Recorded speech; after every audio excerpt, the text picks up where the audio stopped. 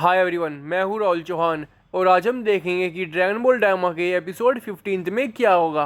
तो dragon ball Dayma के episode 14 में एक बड़ी चीज हुई है और वो ये है कि नेवा ने मैजिकल सील्ड्स को तोड़ दिया है। और ये मैजिकल सील्ड्स खुद नेवा ने सालों पहले लगाई थी, पर अब इनके हटने से वापसामा के बिना भी डीमन रियल्म के लोग अपनी मर्जी से फर्स्ट, सेकंड और थर्ड डीमन वर्ल्ड में ट्रेवल कर पाएंगे। और इसका फायदा उठाते हुए गोकू और उसके साथी पैसे से फर्स्ट डीमन वर्ल्ड में चले जाते हैं। और जैसे ही लोग फर्स्ट डीमन वर्ल्ड में आते हैं, गोमा की मिलिट्री पुलिस को पता चल जाता है और अब मिलिट्री पुलिस इनके ऊपर बंदूकों से, छड़ियों से और प्लेन से हमला करने लगती है और ये बेचारे अपनी जान बचाकर भागने लगते हैं। और गोकू और उसके साथी तब तक भागेंगे जब तक कि इन लोगों को एक सुरक्षित एरिया ना मिल जाए, मतलब एक ऐसा एरिया जहाँ पर छोटे छोटे पहाड़ बहुत ज़्यादा है। और जब इनको एक ऐसा सुरक्षित एरिया मिल जाएगा तब ये लोग बुल्मा, हेबीज, नेवा और सुप्रीम काय को वहाँ पर छोड़ देंगे और उस एरिया की चट्टानों का यूज करते हुए ये सभी गोमा की मिलिट्री पुलिस से लड़ने लगेंगे। पर यह फाइट एक झटके में ख़त्म नहीं होगी और ना ही ये छोटी होगी, ये अच्छी खासी बड़ी होगी, क्योंकि अब तक गोकू और उसके दोस्तों ने मिलिट्री पुलिस के 10-15 लोगों को ही एक साथ पीटा है। पर यहाँ पर गोमा ने तीनों डीमन वर्ल्ड के मिलिट्री पुलिस के ज़्यादातर सोल्जर्स को इकट्ठा कर रखा है। तो गोकू और उसके दोस्तों को गोमा के कासिल तक पहुँचने के लिए लगभग मिलिट्री पुलिस के 1000 सोल्जर्स से लड़ना पड़ेगा और ये इनके लिए बिल्कुल भी आसान नहीं होगा। और बात करें गोमा की स्पेशल फोर्सेस की, तो ये कासिल के अंदर रहकर ही गोमा को प्रोटेक्ट करेंगे। और माना कि इनके कैप्टन कादिम ने अपनी पैंट गीली कर दी थी ये सुनकर कि गोकू और उसके दोस्तों ने माजिन बू और तमागामिज को हरा रखा है, पर फिर भी ये इतने कमजोर नहीं होंगे। ये पिकलो जैसे को तो पीट ही सकते हैं, सॉरी पिकलो। पर हाँ, गोमा की स्पेशल फोर्सेस का इस भाग में एक बहुत बड़ा रोल हो सकता है। तो मिलिट्री पुलिस से जो गोकू और उसके दोस्तों की फाइट होगी, ये पूरी फाइट गोमा और डेगुसु अपने मैजिकल टीवी पे देखेंगे। और इस फाइट में गोकू और वेजिटा सबसे आगे लड़ेंगे और सबसे ज्यादा आदमियों को ढेर करेंगे। और हो सकता है ये फाइट देखने के दौरान ही गोमा और डेगुसु में से किसी की नजर हेबीज पे पड़ेगी और हेबीज के पास है थर्ड आई।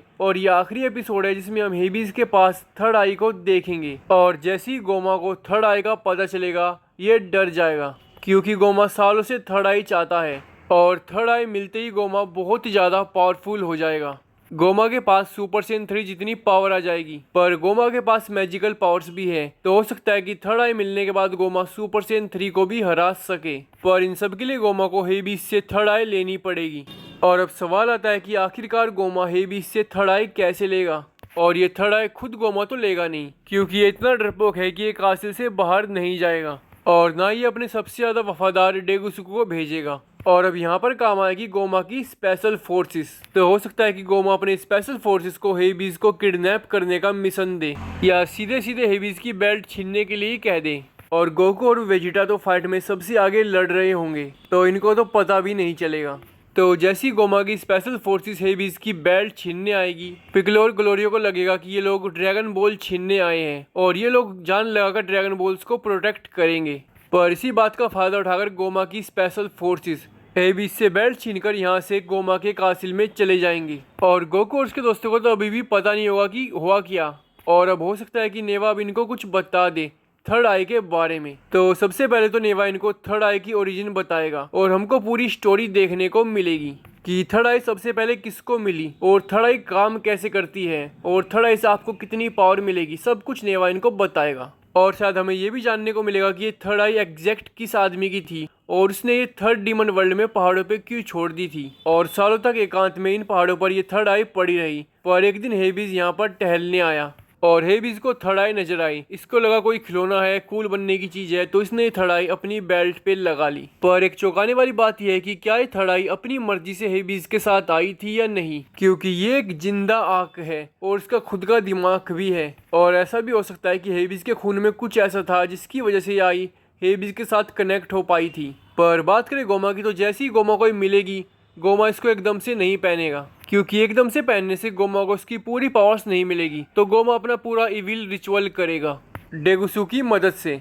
और दूसरी तरफ नेवा गोकू और वेजिटा को बता देगा कि हमें जल्दी करनी पड़ेगी, इससे पहले गोमा इविल रिचुअल करके वो थर्ड आई पहन ले। और अब गोकू और वेजिटा बाकी अपने दोस्तों के साथ गोमा की पूरी मिलिट्री पुलिस का सफाया कर देंगे और गोमा के कासिल के अंदर चले जाएंगे। पर जब तक ये लोग गोमा के कासिल में आएंगे, गोमा की इविल रिचुअल कंप्लीट हो गई होगी और हो सकता है कि गोमा इनके सामने ही थर्ड आई को पहन ले। पर ड्रैगन बॉल डायमा के मेकर्स के पास इस एपिसोड में दो बड़े ट्विस्ट दिखाने का मौका है। एक तो हो गया गोमा ने थर्ड आई पहन ली है, और दूसरा हो गया कि ग्लोरियो इनको धोखा दे सकता है, क्योंकि ग्लोरियो को इससे बढ़िया मौका नहीं मिलेगा। क्योंकि गोमा की मिलिट्री पुलिस का लगभग सफाया हो गया होगा, गोमा का पूरा ध्यान इविल थर्ड आई पे है, गोकू और उसके दोस्तों का पूरा ध्यान गोमा को रोकने पे है। तो इन सब चीजों में सब ड्रैगन बॉल्स को भूल जाएंगे और ग्लोरियो के पास ये बिल्कुल बढ़िया मौका रहेगा। वो चुपचाप से कहीं भी निकल सकता है और आरिंसु को दोनों ड्रैगन बॉल्स दे सकता है, एक हेबिस वाली और एक अपनी खुद की, मतलब कि जिसकी इसने जिम्मेदारी ली थी। मेकर्स ग्लोरियो का यहाँ पर यूज करे या ना करे, पर इस एपिसोड के एंड में गोमा जरूर अपने जलवे दिखाएगा अपनी नई पावर्स के साथ। तो बस आज के लिए इतना ही।